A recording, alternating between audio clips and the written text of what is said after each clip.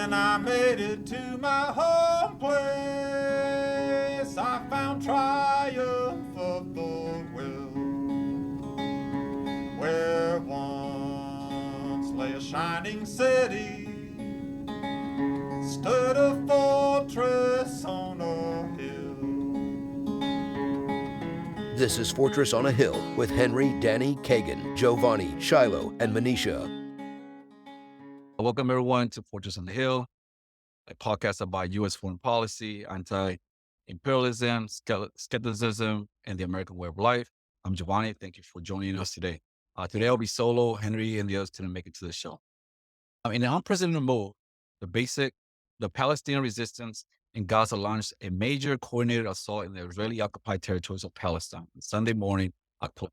Israelis and Palestinians alike woke up to the news that Hamas-led forces penetrating the separation walls in the south, east, and north of the besieged enclave of Gaza and launched a major military operation on Israeli military positions and colonial settlements from air, land, and sea, capturing and killing many IDF soldiers, capturing weapons and equipment, and forcing IDF soldiers to abandon their posts, with hundreds of settlers leaving in a panic. In response, Israeli President Benjamin Netanyahu declared war on Gaza. As we speak, Israel is carrying out a horrific carpet bombing campaign on a 2.3 million Palestinians trapped in the Gaza Strip, a territory a little bigger than the island of Manhattan, killing or maiming thousands, leaving tens of thousands displaced, causing a humanitarian crisis with the full support of Western governments. To tell us more, we're joined by Moureen Kaki.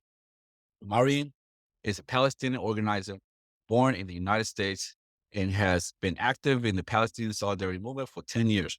Her 2022 film, Palestinian Stories from Texas, is an oral history film documenting Palestinian identity and experience in Texas, with a particular focus on Christian Zionism, Islamophobia, and the Texas state ban on the boycott, divestment, and sanctions movement.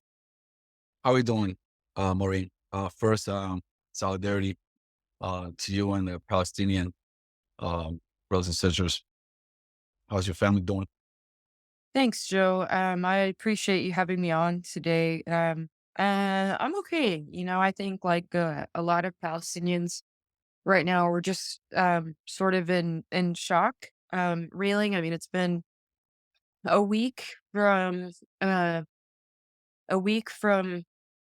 what happened. It's only been a week, and it's kind of wild to think about that. I think a lot of us are in crisis response mode, emergency response mode, given what's currently happening to Gaza, the way that Israel is retaliating. And so I'm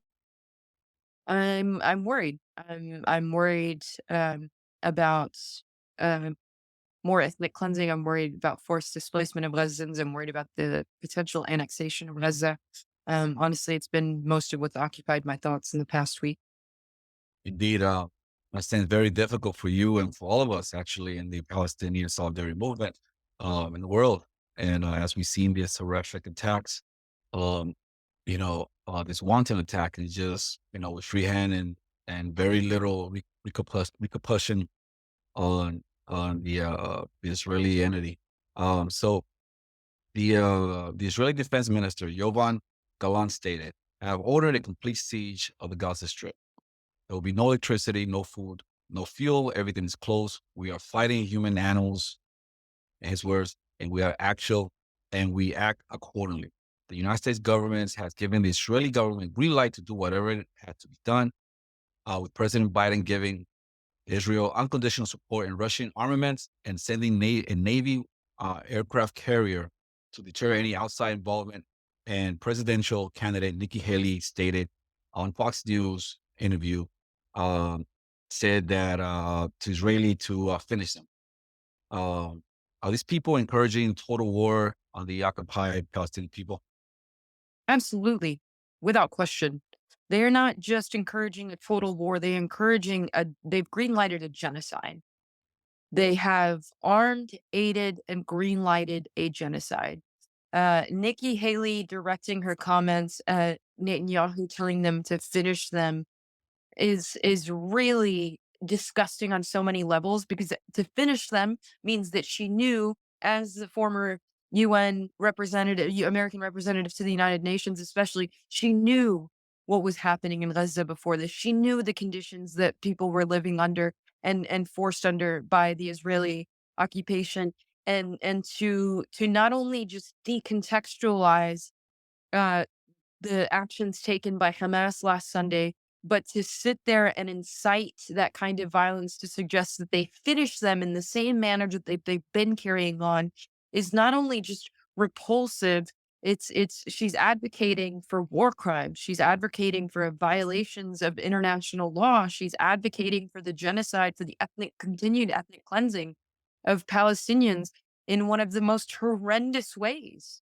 And to call us human animals is to dehumanize Palestinians and to make it easier for people to encourage that genocide and that ethnic cleansing. These are all intentional points to make Palestinians seem less human and less deserving of rights.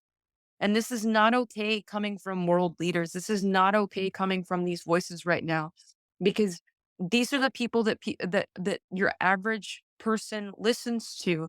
So when they hear somebody in power referring to us as animals, there goes any sort of nuance that that person should bear in mind when thinking about this situation, right? Because what we need now is to calm and understand the conditions that have made this possible. And by making the remarks that these politicians have, they've only fanned the flames. And not only did they greenlight a genocide in Gaza, but what they're also going to do and have what's also already begun is they're going to flame and fuel hate crimes against Muslims and Arab and people who are perceived as Muslims and Arab everywhere else in the world. A landlord just walked in on a Palestinian family in Chicago and murdered their 6-year-olds. And that blood is on Nikki Haley's hands for encouraging this kind of rhetoric, for encouraging this kind of violence directed specifically at Palestinians, as if Palestinians unilaterally deserve it, and as if this all happened, as if Sunday's events happened in some sort of vacuum, which they most certainly did not. Yeah, of course, and all Nikki Haley, President Biden just propagating fake news with the whole beheadings of children, which the CNN network helped propagate and just got everybody up in frenzy, and then they had to come back and retract because it wasn't true. you know, it seems That like what's crazy about that, can I interrupt you here? okay, What's crazy about this too, and it's not just CNN, it's all of the media that is not providing a contextual, that is viewing this as a decontextualized, ahistorical series of events that perpetuate these ideas that this all started Sunday, October 5th. Everybody who commits that narrative is responsible and partaking in this in the green light of the genocide of Gaza. And I want to point out too, just for listeners, I don't know if y'all remember, Mark Lamont Hill used to be with CNN, and Mark Lamont Hill was fired from CNN for suggesting that Palestinians should be free in their indigenous homeland from the exactly. river to the sea. And Mark Lamont Hill was fired without a blink of an eye by CNN. And now they spread like wildfire this rumor that Palestinians in Gaza had beheaded 40 children. And the president himself said he saw photos that was not Yes. true. The president was taking And unverified information and espousing it to media in an official press. I mean, this is insane. this narrative came from one single person. He was a Zionist activist that who passed it on to some reporter. Then she passed it on, and it just became a big wave. But that should tell you how ready and willing people are to accept that Arabs are just these horrible people. That is also indicative of a culture that inside and outside of Palestine has also led to this moment, because they've demonized us for years. They've called us terrorists. They've called us all of these horrible things and found ways to ensure that we are viewed at as less than human. And so when somebody spreads a lie like Palestinians in Gaza beheaded 40 babies, it's easily bought, which is equally disgusting, right? Because Yeah, that base didn't take a day to sell. Nobody questioned, which is great, except for Palestinians themselves who told you this was fundamentally not true. exactly, exactly. You also have, what's his name? The congressperson from the squad as a Booker. Um, he came, Or is it Cory Booker? Cory Booker? I don't is Cory Booker on the squad? He's supposed to be some progressive. Yeah, he's definitely considered progressive, but he's been a hardcore Zionist and horrible on many other issues too. Really? Yeah. That's what I was going to suggest. He came on some news channel and he was saying that, what Hamas did was so terrible and they equated Hamas with Nazis, when the U.S. government actually supported Nazis in another part of the world. But And frankly, it's my also. that's another topic, right? But he equated the Hassan Hamas with Nazis, and then he started putting some liberal tropes, some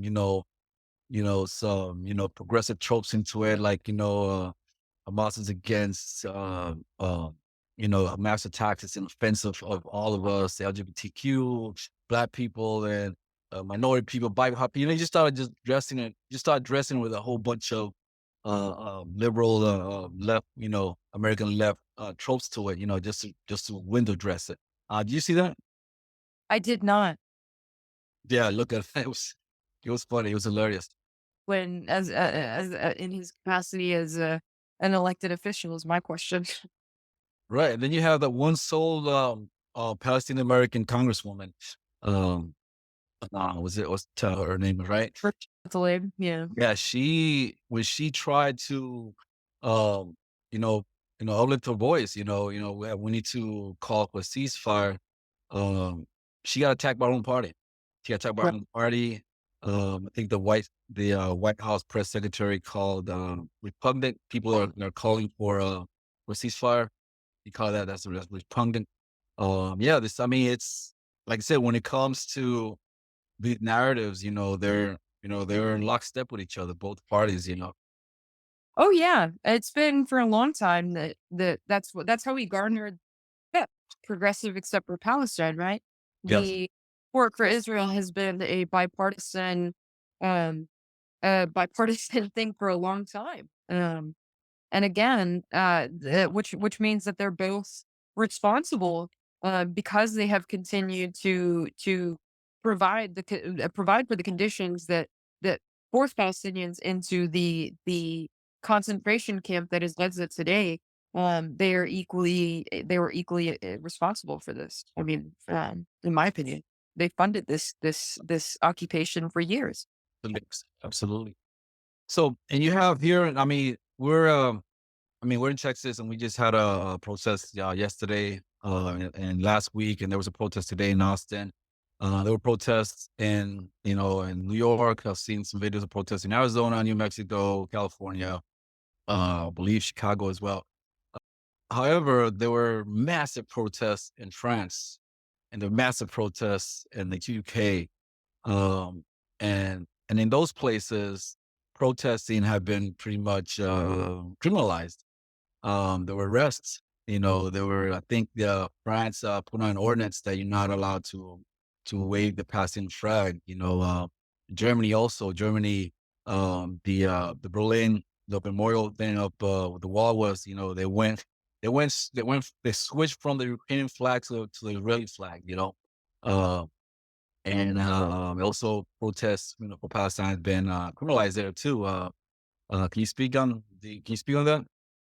Yeah, I'd also like to point out too that prior to the criminalization of Palestine Solidarity in Germany, they had also, ironically enough, had also banned the boycott, divestment, and sanctions movement in Germany. And I think that's important to mention because how can the same country that has put a national ban on one of the most intentional nonviolent resistant tactics that Palestinians have deployed and then simultaneously condemn Palestinians when they violently resist as if their nonviolent right to resist had not been criminalized in Germany?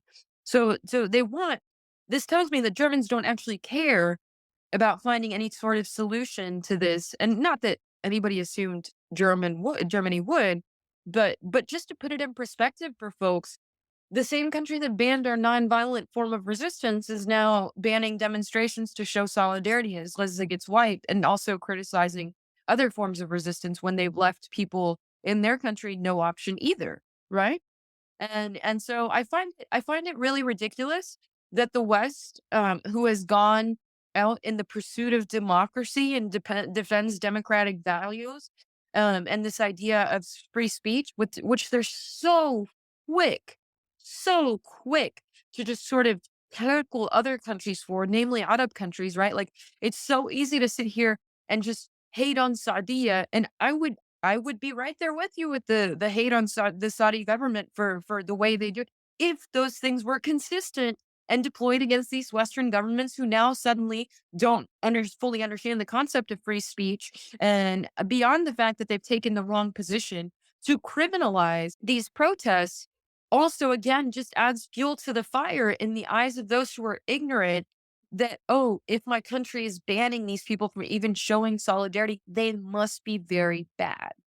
And so it adds to this narrative of Arabs bad, Israel good, which is such a wrong and sim like haven't we learned our lesson? Did France and the United States and the UK not learn their lesson after Iraq? The answer, I think, to that question very obviously right now is no, because they are taking every wrong step. And I don't know. I almost feel like I'm losing my mind because it feels like somebody said this in a Facebook or Instagram comment somewhere. Welcome to the real live episode of Black Mirror. And it genuinely feels like that because media is blacked out. Like they're denying interviews with Palestinians now. They just don't even want Palestinian voices on there. Aside from the fact that they're textualizing the narrative and making this look like some sort of unilateral attack on Israel, as if it's only ever been Hamas attacking Israel, which is ridiculous to suggest. It's on top of that, there is this deliberate silencing of Palestinian voices, and now Palestinians can't even gather and stand in solidarity with people back home to say, hey, we're calling for a ceasefire, we're calling for the end of humanitarian aid. We want to show that Palestinians have humanity. So to criminalize that too just makes it very, very clear that these countries' governments have no respect for the sanctity of Palestinian life. And as much as they will try to tell you that they are interested in the humanity of both sides, that's fundamentally not true. And we can see that by their responses to this topic. I mean, I've always said, if you look up in the dictionary, Western values, democracy, human rights, free speech, uh, and all that, all that warm and fuzzy terms, right? You'll open it up, you see a picture of Israel next to it, right under hypocrisy. you know, you know. But here's a letter. Here's a joint statement that the governments of the United States, UK, France, Germany, and Italy made. It says, today, we, President Macron of France, Chancellor Scholz of Germany, Prime Minister Meloni of Italy, Prime Minister Sunak of the United Kingdom, and President Biden of the United States expressed our steadfast and united support to the state of Israel and our unequivocal condemnation of Hamas and its appalling acts of terrorism. We make clear that the terrorist actions of Hamas have no justification, no legitimacy, and must be universally condemned. There is never any justification for terrorism. In recent days, the world has watched in horror as Hamas terrorists massacred families in their homes, slaughtered over 200 young people enjoying a music festival, and kidnapped elderly women, children, and entire families who are now being held as hostages. Our countries will support Israel in its efforts to defend itself and its people against such atrocities. We further emphasize that this is not a moment for any party hostile to Israel to exploit these attacks to seek advantage. All of us recognize the legitimacy, aspiration of the Palestinian people and support equal measures of justice and freedom for Israelis and Palestinians alike. But make no mistake, Hamas does not represent those aspirations and offers nothing for the Palestinian people other than more terror and bloodshed. Over the coming days, we'll remain united and coordinated together as allies and as common friends of Israel to ensure Israel is able to defend itself and to ultimately set the conditions for a peaceful and integrated Middle East region. And I want to contrast that to what Russian Foreign Minister Lavrov said. The U.S. wants to monopolize mediation between Palestine and Israel. The Russian foreign minister stressed that Americans prefer not to talk about the creation of Palestinian state and the implementation of UN decisions. Russian Foreign Minister Sergei Lavrov accused the United States of intending to monopolize mediation efforts on the Palestinian-Israeli settlement.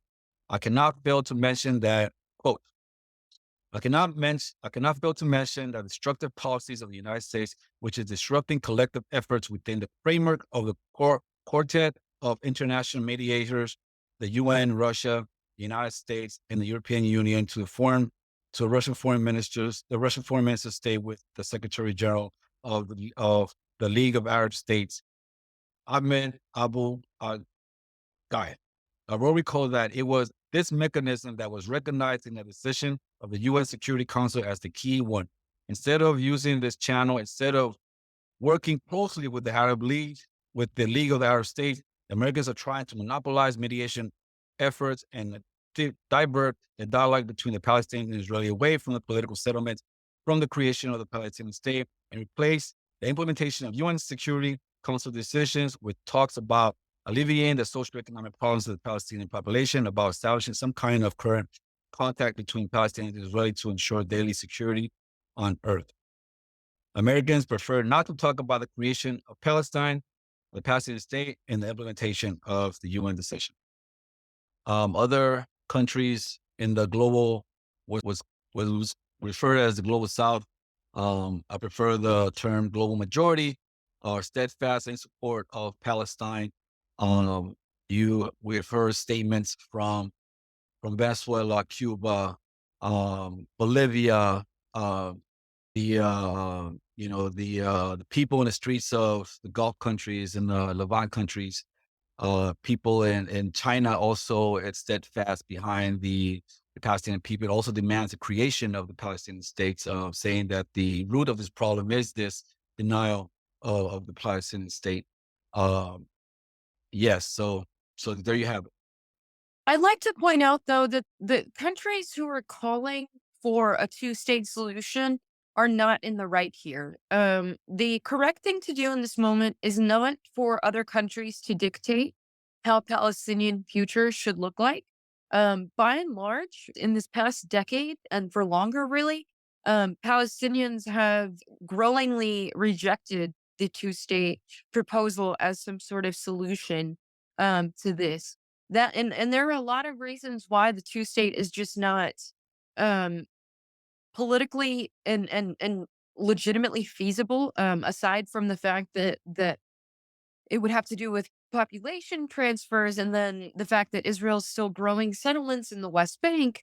There are so many reasons that, but to those calling for a two-state solution really need to check themselves and get in touch with the reality of Palestinians also. I mean, sure, is it a step above what the UK, France, Germany, and the United States have done? Absolutely. But if you really are standing in solidarity with Palestinians, you will recognize that Palestinians have autonomy and they have a right to narrate how that looks. And also, if you've been paying attention, you would know that the Palestinian Authority, not you, but whoever is on the two-state jive still, would know that the PA, who has been advocating for a two-state in collaboration with Israel, and the PA is the Palestinian Authority, the governing body in the West Bank, are sellouts. They're sellouts, and they're not representative of the Palestinian people. Mahmoud Abbas has been in power for way too long. He has long, if he ever even had it, left the will of the Palestinian people behind in exchange for his own comfort and source of power within the context of this occupation. And as much as he may want to talk about peace with the Israeli neighbors and the establishment of a Palestinian state separate from historic Palestine, this is not the reality that Palestinians by and large want to see. What Palestinians are calling for, by and large, is a one state. That's where the expression "from the river to the sea" comes from. Is want to see the return of Palestinian refugees to historic Palestine and access to all of our historic homelands. I was going to ask you that next. Walk us through because the two-state solution is the official UN mandate, right? resolution of 1967, right? That's the official UN resolution. At the time, it was plausible because Palestinian had more of the land back then in 1967, right? If you see the map, Palestinian land mass has been getting shorter and shorter and shorter and shorter, right? So Right. the demand of the time. So we go from 1948 when Israel declared its independence from Great Britain, right? Uh, from Great Britain, because we gotta remember that Palestine was a British mandate from the First World War to that point. Um, And Israel didn't declare independence from Britain. Palestinians tried to declare independence from Britain, and then Israel, the Zionist militias, violently established themselves and ethnically cleansed Palestinian land. I know you know that, but I just want to make the distinction with the terminology for the viewers. Absolutely. So you have 48, right? And then you have a series of Arab Israeli wars, pretty much led by by Egypt, a coalition of Arab states led by Egypt, and you have finally the '67 settlement, right? In which the Palestinian Liberation Army participated, um, and were being supported by Egypt. And then you have the 1967 truce or resolution, and that's when the two-state solution comes from. But like I said, at the time, it might have been plausible, and like you said, the because you can't negotiate unnegotiable, right? Because 1948, Palestine, Palestinians, and I'm talking about Palestinian Muslim, Palestinian Christians, right? And the Arab Israelis, they're now the Arab Jews that were living there also beforehand, right? They were living there, right? Uh, so they had all the land. They had all their land, right? Which they inherited from the Ottoman, etc., right? But they had all the land, right? But then you have 1967, where these parties came together and they made a truce, and then the Palestinians made a concession with the 1967. Yeah, I think before I get into my thoughts on that, I think it's worth pointing out for viewers or for listeners that even Hamas agrees to the 1967 borders. And and I say that because there's often this rhetoric about like Israel's or Hamas wants to wipe Israel off the map. And I'm sorry. On top of that, Likud, which is the party of Benjamin Netanyahu, right, does not recognize a Palestinian state. So go on. yeah, that's exactly my point. Is that look, if the Israelis were okay with the Palestinian state, the PLO conceded it. The PLO is the Palestine Liberation Organization that began as armed resistance in response to the occupation, in response to the creation of the state of Israel, and carried on, and then traded armed resistance for nonviolent resistance and for diplomacy, and received nothing in return. They didn't receive a state. They don't even have control over the West Bank, and ultimately Israel has more control over the West Bank than the PA and the PLO and the PA ever will. And so I think that should show people how much of a farce this is, because often people like to get into these really heated debates when I mention the number of times in 2004, 2008, 2014, 2018, that Israel had attacked Gaza. And honestly, a lot of people like to get into these sort of and it's usually white guys that are like really interested in war history, but have never actually lived through any sort of conflict, war, or that kind of trauma, that like to talk to me about this. And they like to get it. Well, Hamas fired this bullet first, and it actually was in response to this. I don't even care. I don't even care, because the ultimate bottom line is Hamas, the PA have conceded and said, okay, look, we'll recognize an Israeli state, but here are demands in return: the right of Palestinian refugees to return still, and the recognition of a Palestinian state. And yet Israel has refused time and time again. And not only have they refused, but they've increased and expanded their settler colonial project. The West Bank territory has shrunk dramatically. And this is the shrinking Palestine map that we see. Over 500,000 settlers are now in the West Bank. And those settlers, as much as people want to call them civilians, are not. They are settlers living on illegal settlements on actively stolen land from like last generation or this one. And 60,000 of those people are American citizens. Even Wonder Woman was an IDF officer. Even what? Wonder Woman, the person who played Wonder Woman, she was an IDF officer. Right. And it's really sickening. It's really sickening to take somebody who has been part of an army that has been documented repeatedly by multiple human rights organizations and legal observers of violations of war crimes, of just disgusting behavior beyond what we've seen in Gaza, right? The Israeli military, for example, has to protect the illegal settlers on the West Bank. The illegal settlers who come into the West Bank are not only paid and given stipends and incentives economically by their government to go live there, but they are also supplied arms. And when they use those arms against Palestinians, and they often do, when they use those arms against Palestinians, the IDF, the occupation forces in Israel, cannot intervene. If somehow there was a morally conscious occupation force soldier who saw the violence that a settler was inflicting on a Palestinian, that Israeli officer is legally not allowed to intervene. The only thing they are allowed to do is protect the settlers. So that's something that should really put stuff in perspective for people who are still talking about this two state, because this is happening in the West Bank. And let's not ignore the fact that Israel has de facto control over the entire territory, the Gaza Strip, the West Bank. There is nobody that they cannot surveil in Gaza. There is nobody that comes in and out of Gaza without the knowledge of the Israeli authorities.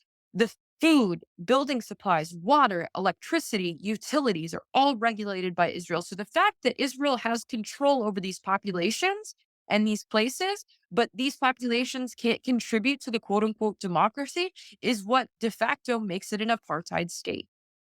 And I don't know how we go from apartheid to a two-state solution. And even if Israel was willing to concede a two-state solution tomorrow, how would that look? A global nuclear superpower next to a people who have been stateless for 75 Because years? because what they're demanding a two. They're say, okay, rhetorically, because they're not going to record. They don't in this inner charter. They won't recognize two-state solution. But what they're talking about is a Palestinian state, a demilitarized Palestinian state. It's a Palestinian state where Israel can, doesn't feel threatened by. So that means Israel will control the whole future Palestinian state. So in practice, it won't be a state at all. It would be, just what South Africa's had Bantu states, which were territories that South Africa is on paper was supposed to be, independent countries, but actually South Africa controlled it. I wanted to ask you about the right of return, because most people are not, familiar with that. What does that mean? What is the politics behind it? The politics behind that is very simple. There were in 1948 when Zionist militias ethnically displaced 750,000 Palestinians from their native homelands. Palestinians walked away with the clothes on their backs and the keys to their homes under the impression that this would be some sort of temporary displacement and that they'd get to go back to their homes once things had slightly settled down, only to live out the rest of their lives, for those who are most of them who are no longer with us, as refugees, some within their own homeland in the West Bank and Gaza, and some in neighboring states or the US or wherever. And so the right of return is a call. I believe it's UN Resolution 187. Please fact check me on that. I can't remember the number, but there is a UN resolution that calls for the return of Palestinians to their homelands, because even the United Nations, as colonial as an institution as it may be, recognizes that international law states that you cannot forcibly displace an indigenous people and then put somebody else on their land. And so the right of return is the ask that those Palestinians go back. And because Israel has denied Palestinians the right of return since its inception in 1948, what has now happened is that Palestinian refugees gave birth to more Palestinians like me. And now there are millions of us across the globe. And Israel thought we would forget. Israel thought that we would forget the stories and homes of our grandparents and our parents, but we will not. We will not, and we still demand that right of return. So for Palestinians who were expelled from their homes in 1948, there are many of them who cannot go back. If you left and you didn't stay to get Israeli citizenship when the state of Israel was created, you are not allowed to return to Israel. So any Jewish person anywhere in the world can migrate, unless they're Black, can migrate to the state of Israel and live on settlements on top of stolen Palestinian homes in the West Bank today. But Palestinians from 1948 who left for safety or were forcibly removed that still have the keys to their ancestral homes and can tell you where their villages once were are not allowed to even enter the state of Israel. And for Palestinian like you to go to go to Israel, to go to Palestine, what are some of the hurdles that you have to go through? Because you have an American citizen, right? But so you go in as an American. But let's say you go. When I was in Saudi Arabia, I worked with a lot of Palestinians that had Jordanian documents, and they were telling me that all the hurdles that they have to go through to go back to visit their loved ones. So, what are the hurdles that you have to go through? Yeah, I mean, I'm one of the most privileged with the fact that I have an American passport, right? Because it technically allows me entry into the what it technically allows me by default. It still requires Israeli approval upon entry, but by default, I am not barred from any place in historic Palestine except for Gaza. And so, what that looks like for Palestinians, though, in my capacity, not the people who are from the West Bank that hold Jordanian documents or who are refugees in Jordan. From our perspective, it's we can fly into Tel Aviv. Now, if you do get rejected for any reason, because they can turn you away for literally any reason and just not grant you a visa, but you have to fly you have to be at the Israeli border before they can reject your visa. So you run the risk of spending $2,000+ on a plane ticket to try to go visit your homeland, and you may get denied a permit to entry by the Israelis because they feel like it. Most often, they target people who are vocal about their Palestine solidarity work, especially BDS activists and advocates of resistance of all kinds. I can give you an example. Like, and again, this is very mild compared to what other Palestinians go to, and at least I can still go. But I went back to Palestine for the first time in 17 years this past July.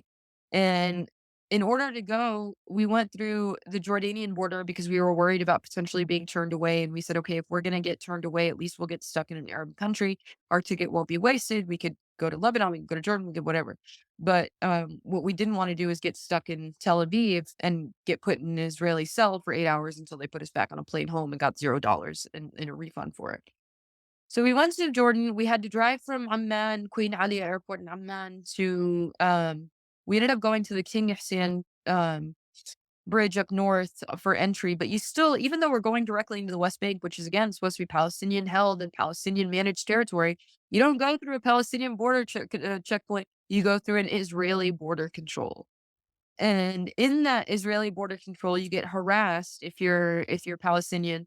They can tell you're Arab by your name most often. If they can't tell visually, they can usually tell by your name. So my middle name is Jafar, as is follows custom in Arabic. I'm named after my middle name is my dad's first name, and so they recognize that even though Moureen may not necessarily be immediately Arabic, and Kaki certainly isn't, they knew from my middle name. And so I got bombarded with questions. I went with three friends, all of whom have American citizenship, three of whom were of Palestinian descent, one of whom is from his parents are from Panama and the United States. And so we all got separated at different windows to talk to different security guards, and they kept asking us the same question in the hope that they'd catch us in some sort of lie or hear something that was on their list of banned things to say or whatever it is they were looking for. And they even told one of the non-Palestinian in our group, they asked him why he would want to travel with us Arabs, us Palestinians. Like they're not shy about this. And then they gave him his passport back almost immediately. And because we were with a group, they knew that we were waiting on each other, and they staggered the rest of our passports. But it took like 5 hours for them to give us our passports back, and no explanation. Just give me your passport and go sit down. And that was it. And it's like, okay, do you have any more questions? Can you tell me something? No, no access to food, no access to water. We're just stuck in limbo. We're not even in a state. We don't even know if we needed help, how we would call. There was nothing. And so they treat you, that's how, and so to get into Palestine, and then once you're in Palestine, you got to go through more checkpoints and you got to follow the rules to their visa. So once you're in the West Bank, if you have a visa, a permit, oh, here was the other special thing they did. Now, all four of us again were American citizens. We were all born in the US, and have American citizenships. Remember, I had one friend who was not Palestinian. He was of Panamanian and American descent. On his passport, when they stapled his visa on there, they gave him a blue colored visa. And this is the first time I'd seen this. When they gave me and my other two Palestinian descendant friends our permits back, they gave us the same permit, except it was color coded in green. And I looked at it and I was like, this must be a distinguishing identifier as Arab or not. But what does it mean? It wasn't until we went into 48, which is what I refer to the state of Israel as, because it's 48. What was lost in 48? When we went into 48, I realized that what comes into place is permits. If you have a blue, aka non-Arab, non-Palestinian permit, then I'm sorry, I should say if you have a green visa, aka a Palestinian descendant visa, you have to pay an additional 17% tax on stuff like hotel and car rentals. Um, and it's an identifier, of course, to the police and the military and at checkpoints that you're Palestinian and Arab, even in some kind of fashion. If you have a blue visa, you do not have to pay those taxes. So not only are they regulating us on our homeland still, but they're also charging us more than non-native people to this land to be back. They make it look so welcoming when I see the tourist commercials and on YouTube. Oh, yeah, sure. If you're Jewish, if you're white, then I'm sure it's great, right? Free healthcare, something Americans don't have. We can give $3 billion a year to Israel, but we can't supply healthcare. Absolutely, absolutely. So there's a few narratives here going on with what happened in the October 7th, right? Mhm. I want to talk a little bit about that October 7th, and also what was happening before October 7th. Geopolitically speaking.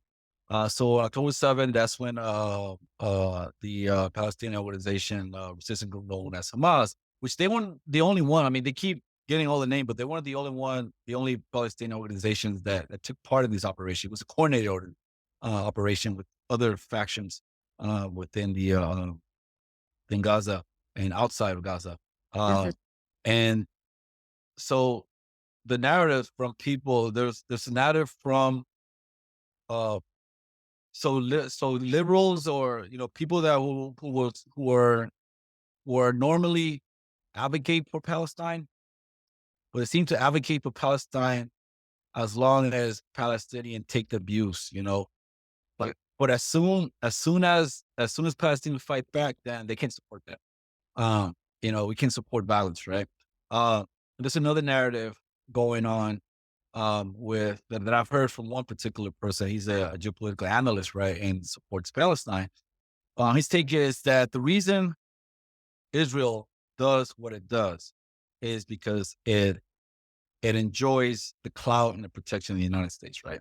The United States will block any resolution that it considers anti-Israeli. The United States will give political coverage, uh, diplomatic coverage on anything. We're seeing it right now in live in the news, and when they do all these interviews with the House press secretary and Biden and everything, they go out the way to give political legitimacy, diplomatic legitimacy to what Israel does, and on top of that, they get $4 billion a year of military aid, right? Um, so long as the United States remains the hegemon, global hegemon uh, in the world, Israel's going to continue to do what it's doing, what it's been doing for the last 75 years, right? Right. Now, saying is because the U.S. is waning in power, is losing power, and we're seeing that clearly every day. We've seen that from particularly the humiliation in Afghanistan, how humiliation in Iraq, and now they're being humiliated. NATO's being humiliated in Ukraine, and there's more and more countries of the global majority coming out and speaking out and inserting themselves. We see that in Africa, in Latin America, in Asia, and stuff like that, right? Because the United States is waning in power, they, and soon they're not going to be able to have the political clout to continue to allow Israel to do what it does, right? That the Palestinians should just wait it out. Just wait it out until the United States is not a dominant power anymore, until we reach a multipolar world that it seems to be directing to. And then then the Palestinians will see their will see their justice. At the end of the day, I am really exhausted by people who have not endured 75 years of colonialism, settler colonialism, ethnic cleansing, and just sheer tactics trying to dictate what Palestinians should and should not do. I think at the end of the day, real solidarity means listening to Palestinian voices first, and we are also talking about a very real reality that there could be no Gaza in the next 2 weeks. I mean, the fact that Israel called for one half the population of Gaza to evacuate from the north to the south, only to bomb them as they're going, and following those impossible evacuation orders anyway to drop bombs on them, tells me that there is a very real probability that Israel is shooting for leveling northern Gaza, literally leveling northern Gaza, and then potentially doing the same with the south and annexing the entire thing. It would be enough what's on an even smaller scale geographically, but on the same level, in terms of the number of people displaced and harmed, if not more, right? Because there are over 2 million people in Gaza, and half of them are children. That's context that anybody who uses the word Gaza needs to immediately think. Gaza, half the population is children. That's the first thought that they should be going with, and then continue from there. The Palestinians in general, it's a young population. It's The- a young population because especially in Gaza, because they've been targeted over and over and over again. And so culturally speaking, this is another facet entirely, but culturally speaking, people have produced more children because they know that a lot of their children may not survive. And I mean, we're seeing families once again, because they've done this before in Gaza when it's been bombarded, but families are now swapping. So like sets of cousins will get traded off between brothers and sisters, and half of the kids in one family will get mixed with half of the kids in the other family and stay in one location while the other half stays in another location. So if this one gets bombed, there's still roots of both families intact at this location. I mean, imagine having to make such a horrendous decision and then hearing those stories and thinking to yourself, oh, they should wait this through. There's nothing to wait for at this point in Gaza, but if we don't immediately call for a ceasefire, there is no waiting. There is no waiting. And I'm sorry, as somebody who has sat here and watched everybody be complicit from those governments that you mentioned, especially Russia and China and Saudi and the government of Syria and all of these places be complicit, not only complicit, but active in the normalization of the state of Israel and therefore the colonization of Palestine. I'm not interested in hearing them. I'm not interested in relying on them in power either. What I want is for people to grant Palestinians the decency to recognize their autonomy and their humanity, and also at the same time and with equal veracity, their political rights. I mean, that was a reason why Biden rushed over that the USS Ford, which is aircraft carrier, uh, Mm. to the coast, and also rushed some more F-15s up to the airstrip in Jordan, to ensure that no one get involved militarily or aid, right? I recall also seeing that Egypt, for example, wanted to send a convoy of humanitarian aid, and the Israeli pretty much told them that if they do, they will get bombed too. you know, so the trucks had to turn around.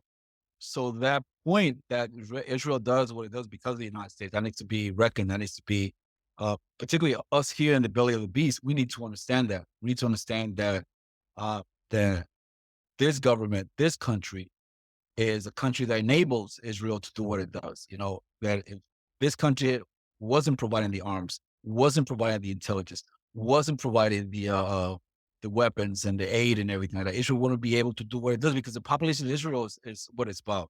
Is it what, 6 million, 7 million? Uh, and that's counting the Palestinian, that's counting the Israeli Arabs, right? So they're even less. So yeah, so So here in our part of the world, where we are right now, we need to not see this as something that's happening over there, and then only express solidarity when something like this erupts, but then forget about the rest of the time. And we need to understand that the reason this ethnic, because this is an for me, this is an easy conflict to understand. This is a project of ethnic cleansing, you know, to establish an ethno state, you know. But some people may to be confused, but this is an easy conflict for me. But from where we're at here, the only reason this continues to happen is because we enable it here. Our government enables it. Our government gives the green light to it to happen because they can stop at any time. You know, Right. they can stop at any time. They can stop the weapons flow. They can stop the economic aid. They can stop. They can allow the veto to go by because not a veto, but a vote in the States in the UN Security Council because it has come over and over again to sanction Israel, and every time something like that comes to the Security Council, the United States vetoes it. So this is not only an quote unquote Israeli-Palestinian conflict. This is a Western conflict against the Palestinian people. That's my thoughts. Yeah, I think it's impossible to remove these two entities, right? I yeah, I mean, again, the United States provides 3 billion a year in aid to Israel, which may sound insignificant in terms of the overall budget of the country, but that is significantly more than any other country that the United States provides that kind of aid to. Yeah. I think Obama increased it. Three, He oh, he yes. increased it to like 3.8 to 4 billion, something like that. It was actually less before the Obama admin, and I think you're right. Obama increased it to 3.8 billion a year. And just for context to show how inseparable this is, to sort of make your point a little bit more, Representative Betty McCollum, a congresswoman, introduced a bill in Congress to say, hey, we're not asking you to lower the amount of money that Americans give in taxpayer funds to Israel per year. We're not even asking you now to spend it on military stuff. The ask of the bill was please do not use these funds to detain Palestinian children. And the amount of difficulty that Representative McCollum had in finding people who would back her bill was absurd.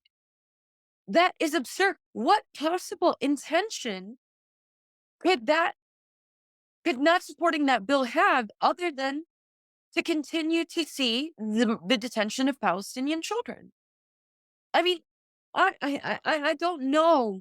I don't know how anybody with half of a conscience can justify that to themselves.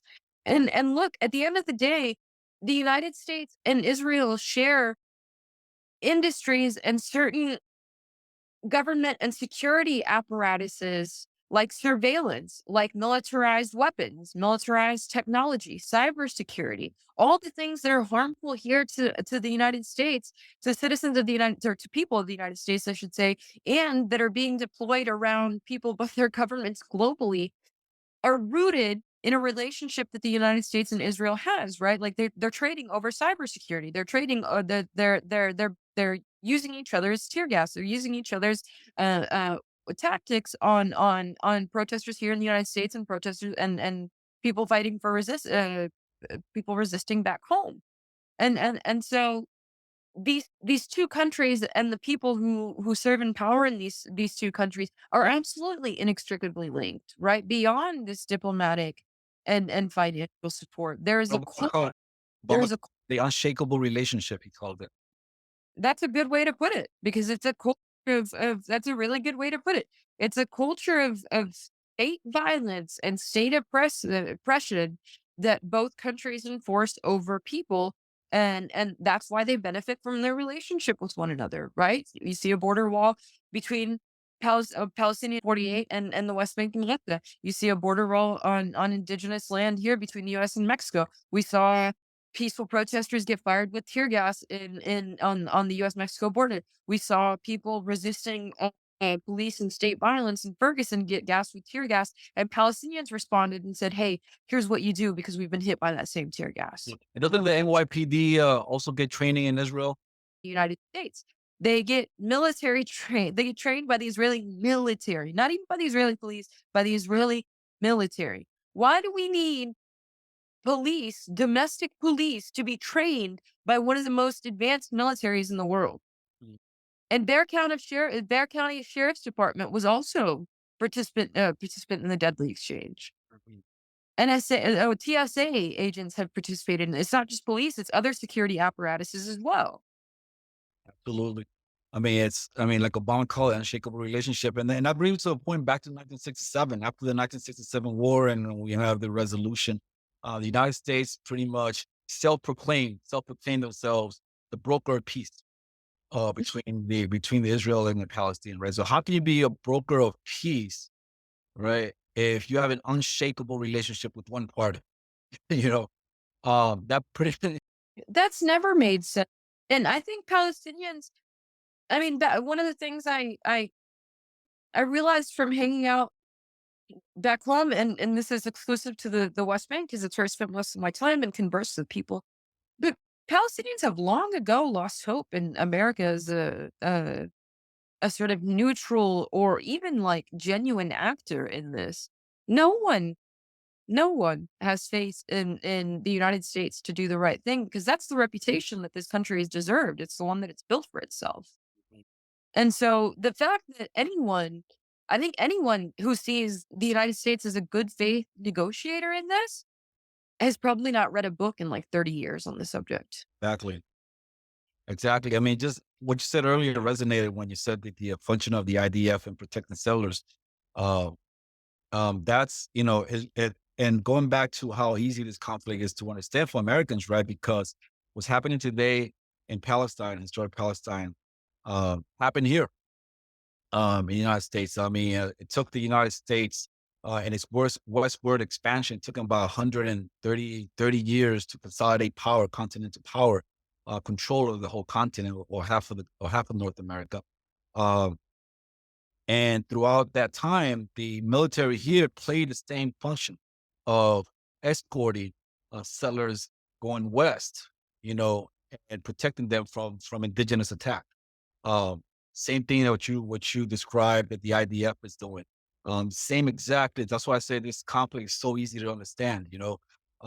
When and going back to again the indigenous, protecting the indigenous American indigenous attacks, and also slavery. For example, I just went a couple of years ago. I was in Louisiana, and there was this plantation that I visited. Right, it's a museum, and that area is it's known for it was one of the largest slave uprising here in the United States, in Louisiana, right? And there was a big slaughter that happened afterwards because the plantation owners of the area, right, they pretty much formed this militia. They suppressed the uprising, the slave uprising, right? And not only did they kill the conspirators, not only did they kill the people that took part in the uprising, they killed people who were related to them.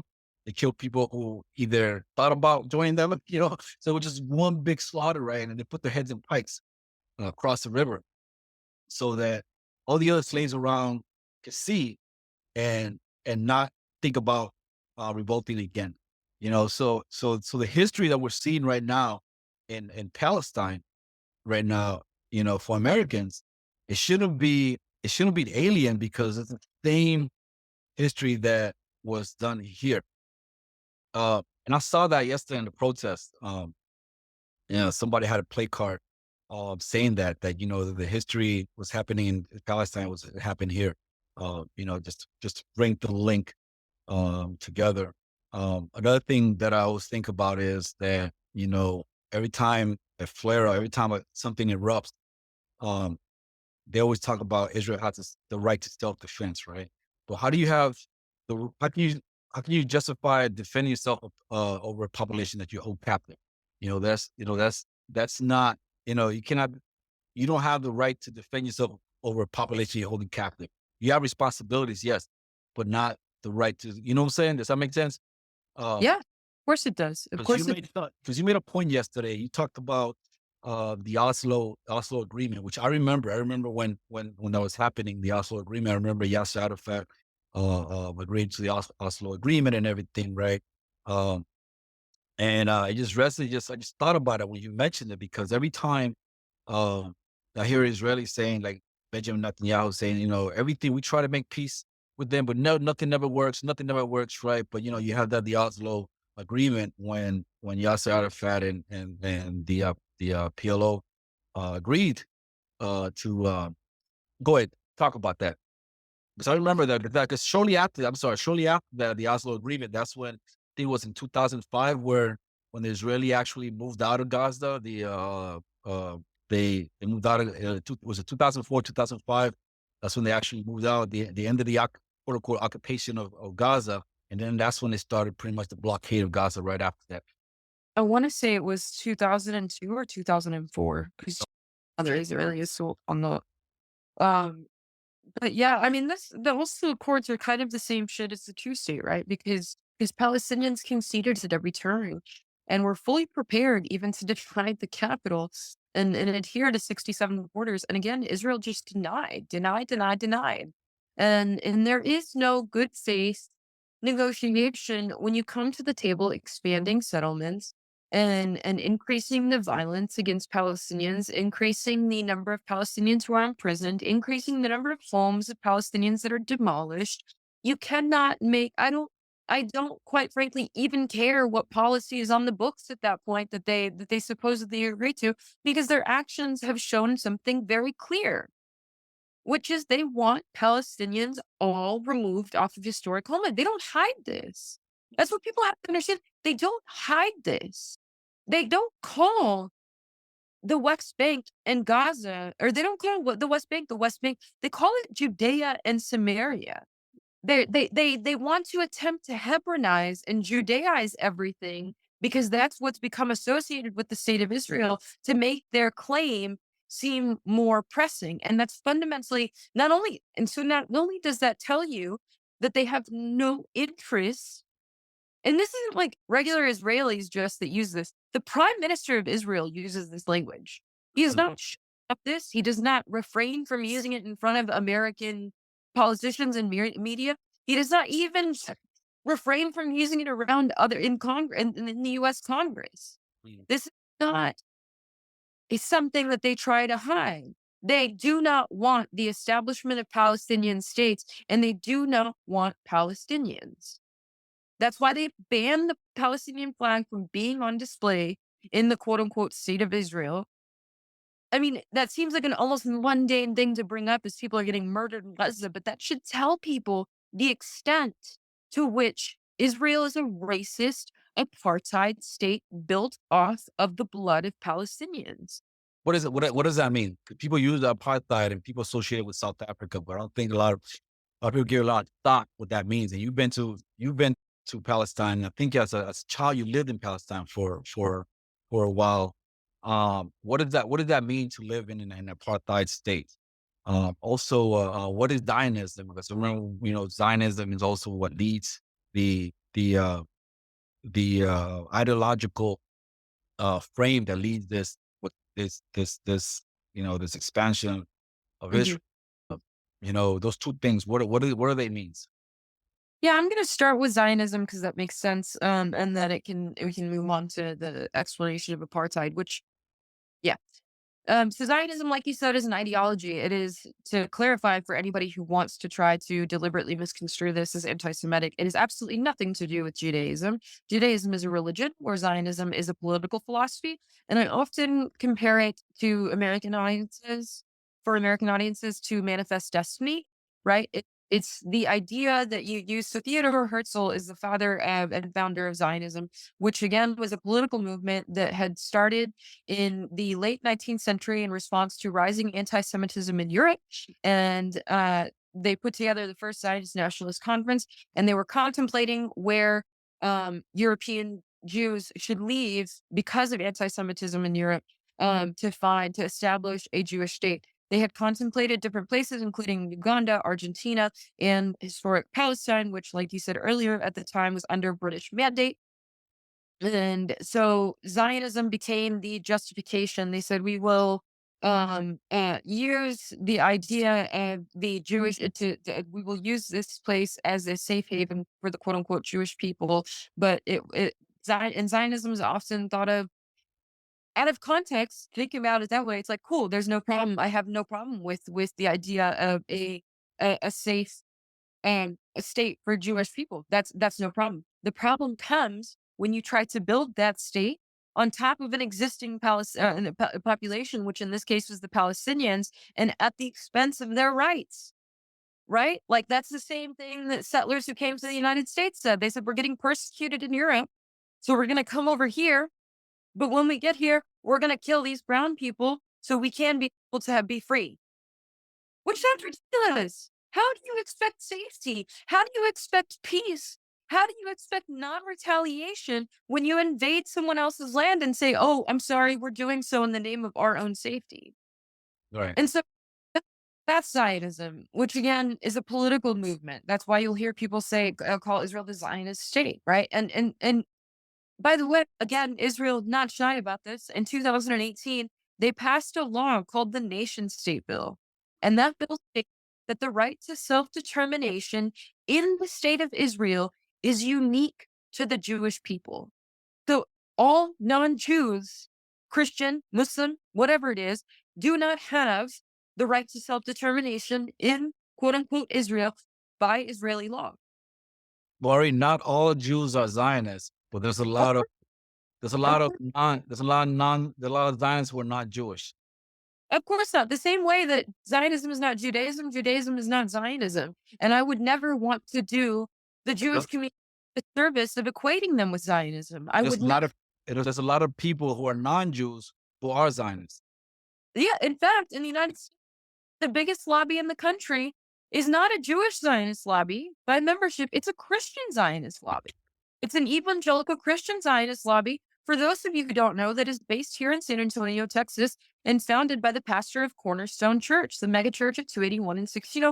Absolutely. And they membership, I think these days of 7-8 million. Vice President Mike Pence spoke at one of their conferences in DC, I believe it was in 2019. And security, whatever his role was, Bolton here, also John Bolton. Right. These people are in like the highest parts of government. Exactly.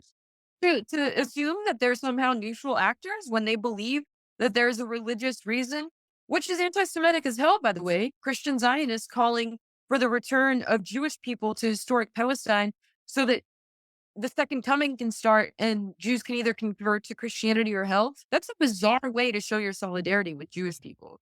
A lot of gymnastics going on there. A lot of mental gymnastics. I can't even like I can't even get through it. But Maureen, aren't so I know you mentioned anti-Semitism, right? But also, Arab people are Semitic people as well, aren't they?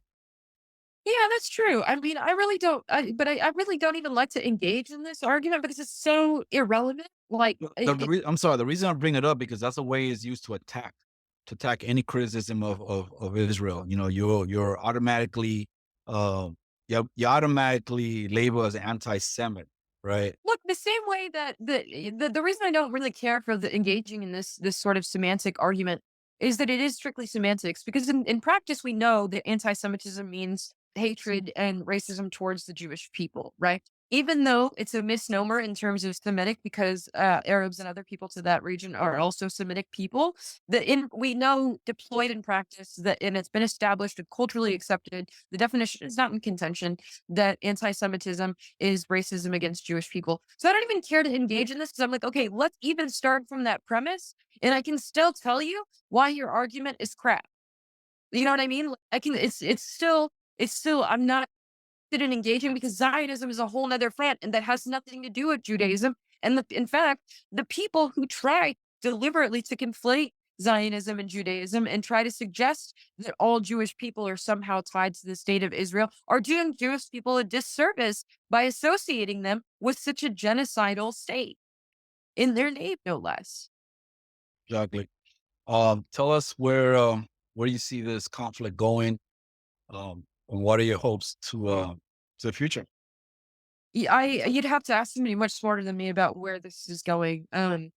I couldn't tell you. I fear horribly that in the immediate, with the news that Israel's occupation forces are preparing for a ground invasion, I am deeply concerned about what that would look like, and I am deeply concerned about the using this as a justification for the annexation, for the ethnic cleansing, and then subsequent annexation of Gaza.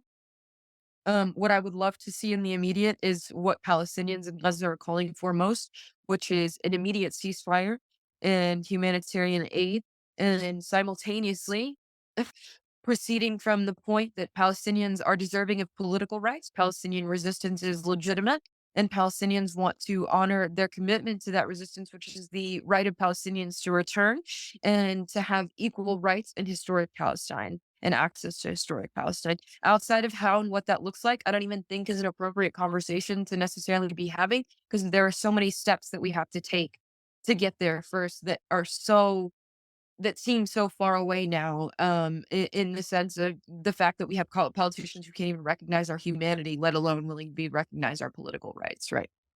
This is what Mandela said. Mandela says that always the oppressor, not the oppressed, is who dictates the form of struggle.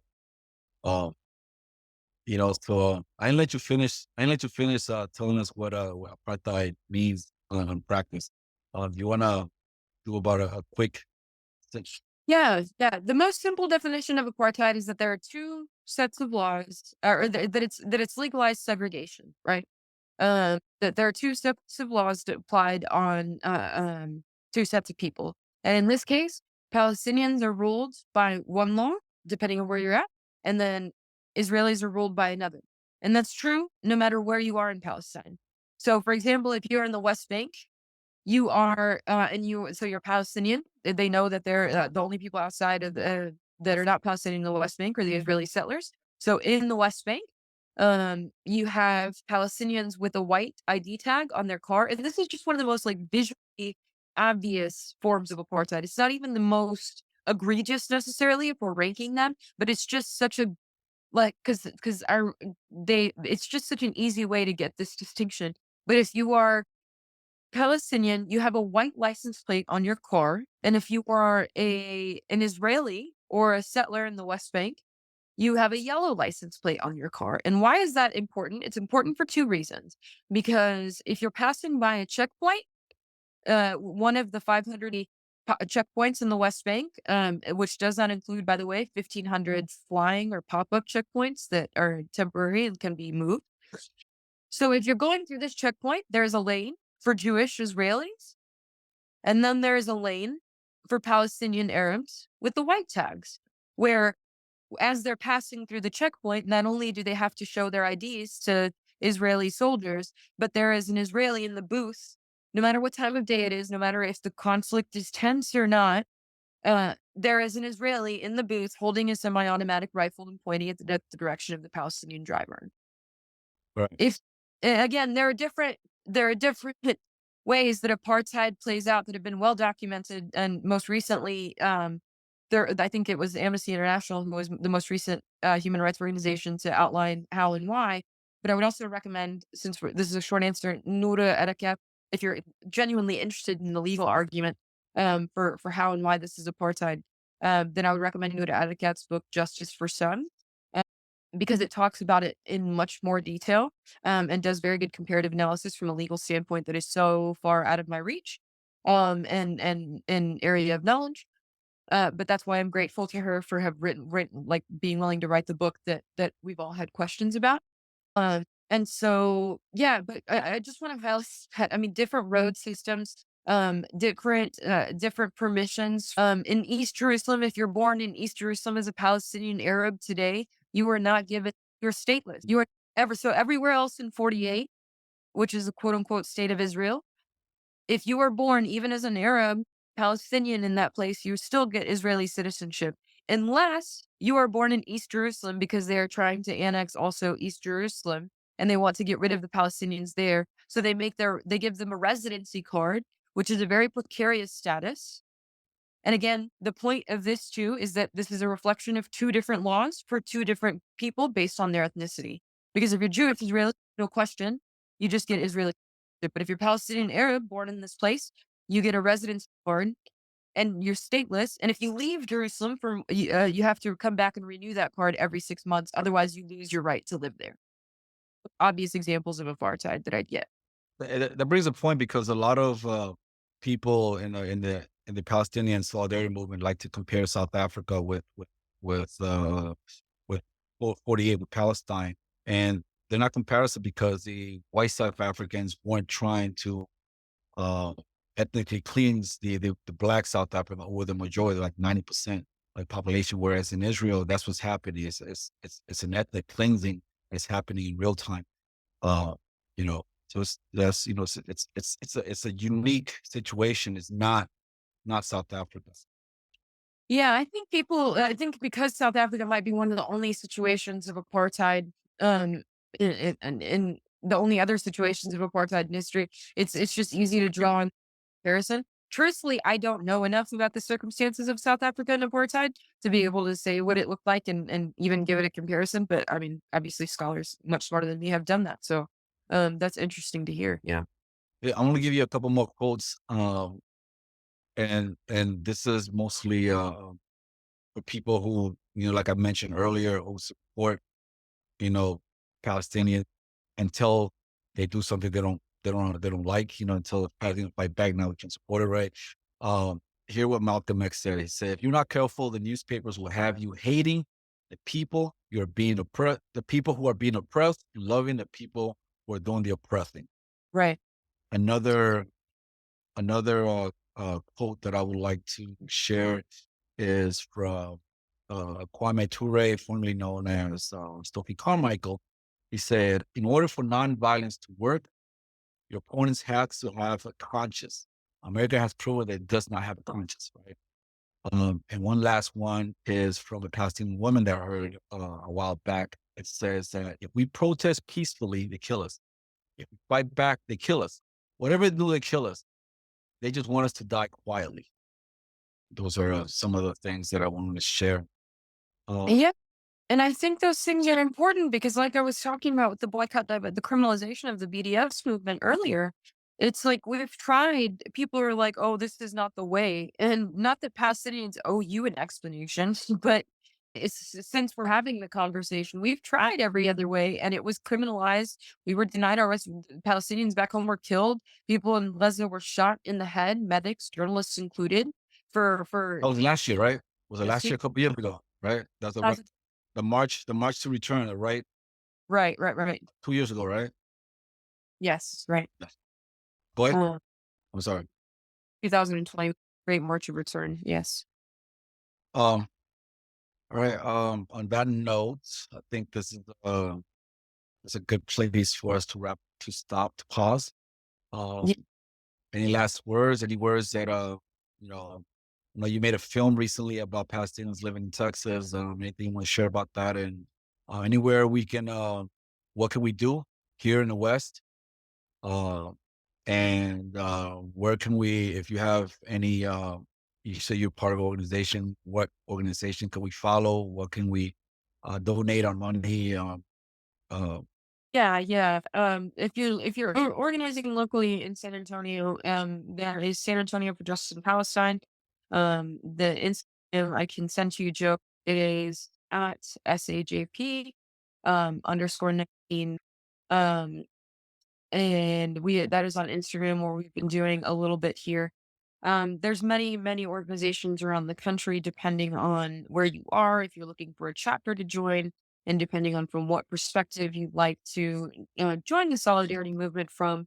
There is American Muslims for Palestine. There is the U.S. Campaign for Palestinian Rights that does sort of congressional advocacy work.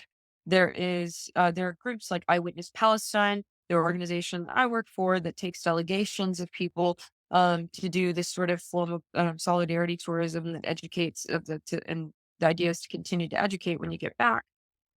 There is Jewish Voice for Peace, of course. There's If Not Now. Those are both anti-Zionist Jewish organizations that do phenomenal work, solidarity work. There's the Palestinian Youth Movement. If you are on campus, I would recommend founding a Students for Justice in Palestine in conjunction with the National Students for Justice in Palestine chapter. Um, yeah, there's so many places where your work could be needed, but immediately, as futile as it may seem to a lot of listeners, especially folks who identify as leftists, please do contact your representatives. I understand it may seem futile; they clearly have no interest in listening, but it can not hurt, and it is a tiny 5-minute action. It does not take a lot of time. If you go onto the U.S. Campaign for Palestinian Rights website, they will just do the preform for you, right? So do make those calls.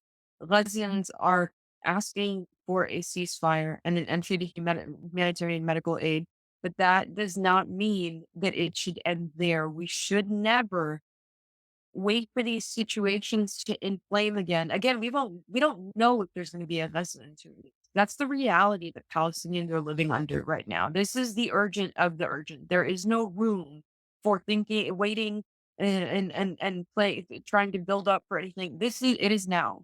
It is now, and so it is fundamental that these conversations be had immediately. If you can, join a rally nearby to show your support. We need people to be outspoken, especially as anti-Arab and Muslim hate crimes are resurging already and will continue around the country in a post 9/11 fashion, unfortunately. But the priority right now, of course, is still a ceasefire, humanitarian aid, while recognizing the right of resistance, the political rights and aspirations of the Palestinian people, and continuing that work even after, hopefully, that ceasefire. All right. Thank you so much for coming on the show, for sharing your thoughts, time, expertise with us. Solidarity with the Palestinian people, a heart goal with the Palestinian people. Um, Thank you so much. Take care. Thank you so much. I really appreciate you giving the opportunity in this space. Yeah. Appreciate you. Thank you. Money is tight these days for everyone, especially in the lingering shadow of COVID. Penny pinching to make it through the month often doesn't give people the funds to contribute to a creator they support. So we consider it the highest honor that folks help us fund the podcast in any dollar amount they're able. Patreons is the main place to do that, and for supporters who can donate $10 a month or more, they will be listed right here as an honorary producer, like these fine folks. Fahim's Everyone Dream, James O'Barr, Eric Phillips, Paul Appel, Julie Dupree, Thomas Benson, Janet Hansen, Ren Jacob, Scott Spalding, Spooky Tooth, Helgeberg, and Howard Reynolds. However, if Patreon isn't your style, you can contribute directly through PayPal at paypal.me/Fortress on a Hill. Or please check out our store on Spreadshirt for some great Fortress merch. We're on Twitter and Facebook.com@Fortress on a Hill. You can find our full collection of episodes at www.fortressonahill.com. Skepticism is one's best armor. Never forget it. We'll see you next time. Come on, you good people, and listen to my song. I hope you'll pay attention. I will not